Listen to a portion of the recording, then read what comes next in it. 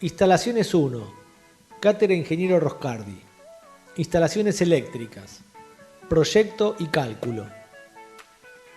A la hora de proyectar, debemos respetar normativas, usos culturales e inconscientes que tenemos de las instalaciones eléctricas. Las alturas y ubicación de tomas e interruptores dentro de cada habitación deben tener en cuenta aperturas de puerta, ubicación de mobiliarios y destino del local. Otras zonas en donde hay que tener especial cuidado a la hora de proyectar son las zonas húmedas. En los baños debemos respetar las normas sobre distancias de tomas a bañeras, receptáculos de duchas y lavatorios. Si el baño tiene un solo toma, este puede derivarse desde el circuito de iluminación y se cuenta como una boca más en el mismo. En el caso de disponer de varias tomas, deben pertenecer a circuitos exclusivos de tomas y jamás unificarse al circuito de iluminación. Una particularidad se da en los hidromasajes, la cual debe tener un circuito con térmica y disyuntor exclusivo para su funcionamiento. Dicho disyuntor debe ser con una detección de fuga de 10 mA.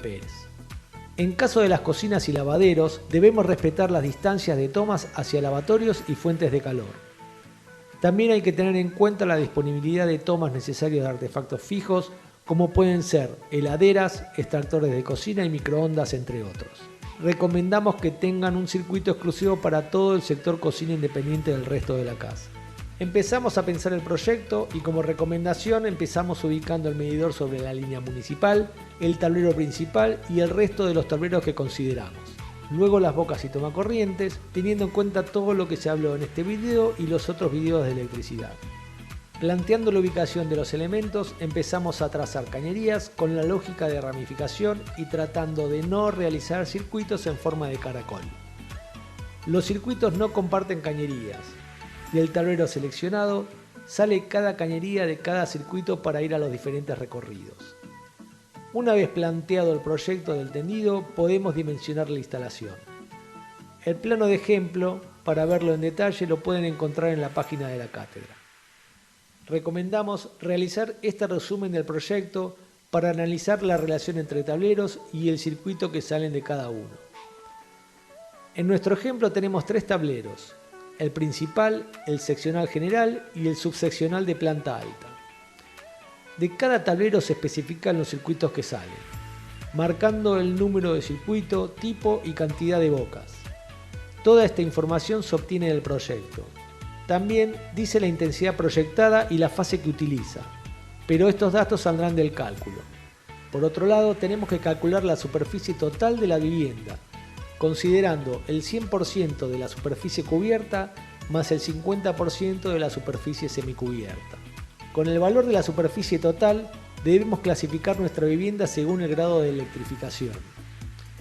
Mediante esta clasificación reglamentaria podemos definir diferentes parámetros mínimos que debe cumplir nuestra instalación. En nuestro caso, la superficie es de 123,58 metros cuadrados. Nos da que tenemos una vivienda de grado de electrificación media. Y como parámetros nos dice que la vivienda va a tener una potencia estimada máxima de 7 kW que debemos verificar al final del cálculo. También nos especifica esta tabla cuántos circuitos mínimos debe tener la instalación. Siempre podemos tener más de lo que nos marca esta tabla, pero nunca menos. En este caso los circuitos mínimos son 3 y me deja elegir la combinación entre los tipos de circuitos. Debemos saber qué corresponde y cuál es el uso normal de cada tipo de circuito. Nosotros vamos a tener los circuitos de iluminación de uso general, que los utilizamos para todas las bocas de iluminación internas de la casa. Los circuitos de iluminación de uso especial los utilizamos para circuitos de iluminaciones exteriores. Circuitos de toma general para todos los tomacorriente de la vivienda internos. Circuitos de tomas especiales para circuitos de tomas con una carga mayor de la habitual por contener artefactos de mayor consumo, como aires acondicionados, equipos de bombeos hogareños y otros artefactos especiales. Los circuitos de uso general pueden contener hasta 15 bocas y los circuitos de uso especial hasta 12 bocas. Si en nuestra vivienda proyectamos más bocas, armo más circuitos tratando de que no me queden habitaciones con 2 circuitos distintos sin una lógica. Un circuito puede tener desde una boca hasta 12 o 15 según el tipo. Definido el grado de electrificación y verificados los circuitos mínimos del proyecto, pasamos al siguiente paso.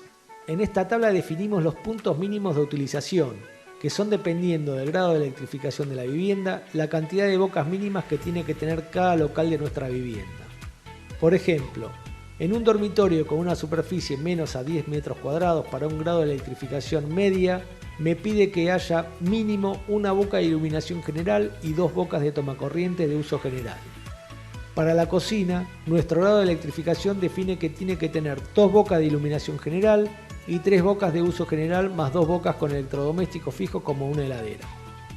Siempre tengamos en cuenta que nuestra vivienda verifique esto, pero teniendo en cuenta que es lo mínimo, siempre puedo tener más bocas que las marcadas. Una vez cumplido con los pasos anteriores, estamos en condiciones de empezar la planilla que nos permite dimensionar cada uno de los circuitos y líneas entre los tableros. Lo que queremos saber es qué cable utilizar y qué elemento de protección se necesita para cada uno. Comenzamos completando con información del proyecto planteado las primeras columnas. En la columna planta se especifica en qué nivel de la vivienda está el circuito o línea. En la columna línea especificamos los tramos entre tableros y dejamos sin nada las filas de circuitos. La columna de tableros nos sirve para marcar de qué tablero sale el circuito en cuestión. En la columna local marcamos el o los locales en donde sirve el circuito. A cada circuito le ponemos un número para identificarlo y lo marcamos en la columna correspondiente. El tipo de circuito responde a si es de iluminación general, especial o toma general o especial. La columna número de bocas es básicamente contar la cantidad de bocas que tiene cada circuito. Para seguir con nuestra planilla, debemos recopilar algunos datos de tabla del reglamento. La primera es el coeficiente de simultaneidad para los circuitos. Esto sería como la cantidad de artefactos encendidos al mismo tiempo que se considera que puede ocurrir en una vivienda. Para iluminación, en viviendas es del 66% y para oficinas se considera que no hay periodos con partes apagadas y encendidas, por lo cual se considera al 100%. En tomacorrientes no se utiliza coeficiente porque se calcula siempre al 100% con valores fijos. Otro dato que nos aporta esta tabla es la potencia medido en volt-ampere. Para cada boca de iluminación general tenemos 40 volt-ampere y para cada boca de iluminación especial tenemos 150 volt-ampere. En el caso del circuito de tomas, tomamos un valor fijo por el circuito entero, de 2200 volt-ampere para tomas de uso general y de 3300 volt-ampere para tomas de uso especial, siempre habiendo cumplido la cantidad máxima de 12 o 15 para cada uno de los casos. Otra información a recopilar, según el grado de electrificación, es el coeficiente de simultaneidad en toda la vivienda entera. Para nuestra casa, el grado de electrificación media que elegimos es el 80%.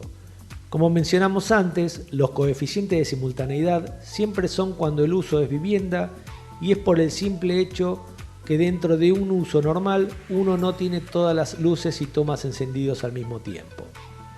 Ahora podemos volcar toda la información que recopilamos anteriormente. En la columna FS ponemos los factores de simultaneidad.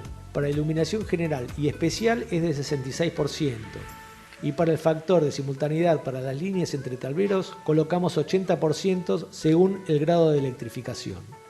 En la columna de potencia por artefacto solo aplicamos los valores para iluminación.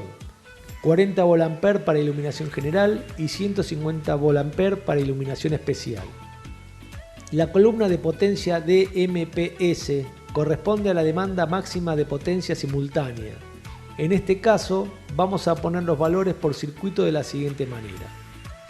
Para los circuitos de iluminación de uso general y de uso especial colocamos la resultante de multiplicar la cantidad de bocas por el factor de simultaneidad por la potencia por artefacto.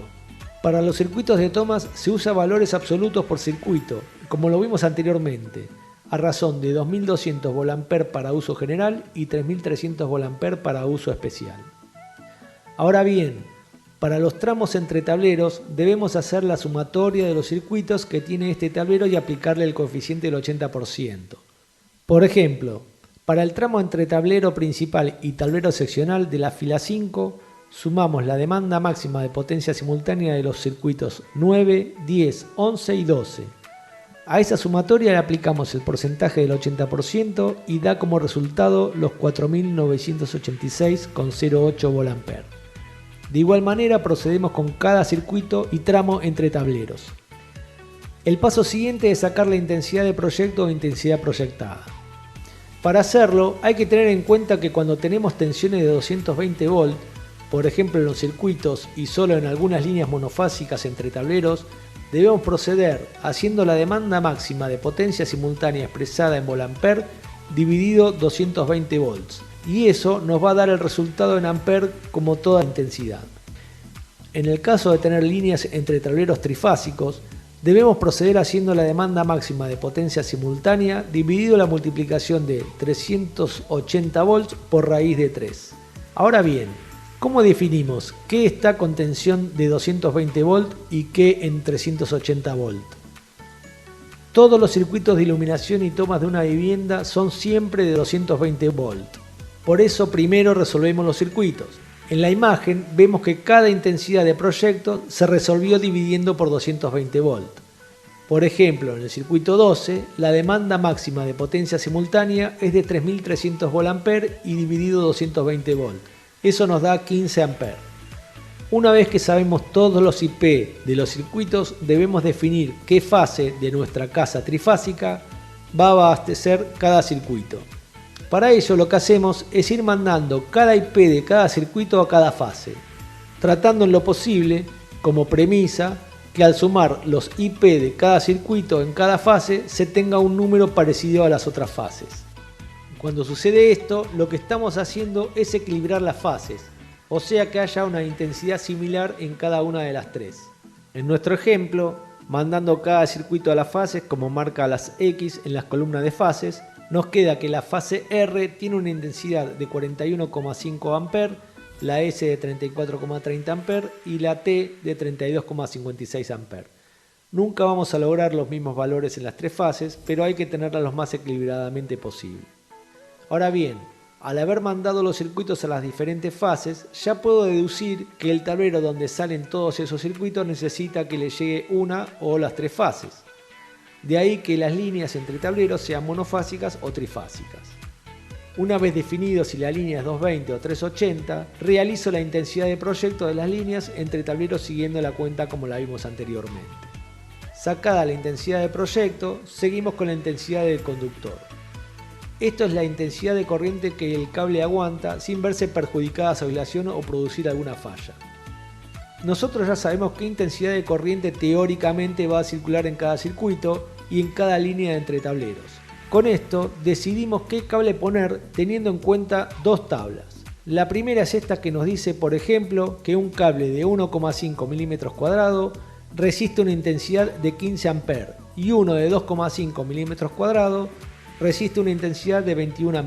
Esta otra tabla nos dice cuál es el cable mínimo que tenemos que utilizar según el reglamento para el uso que le damos.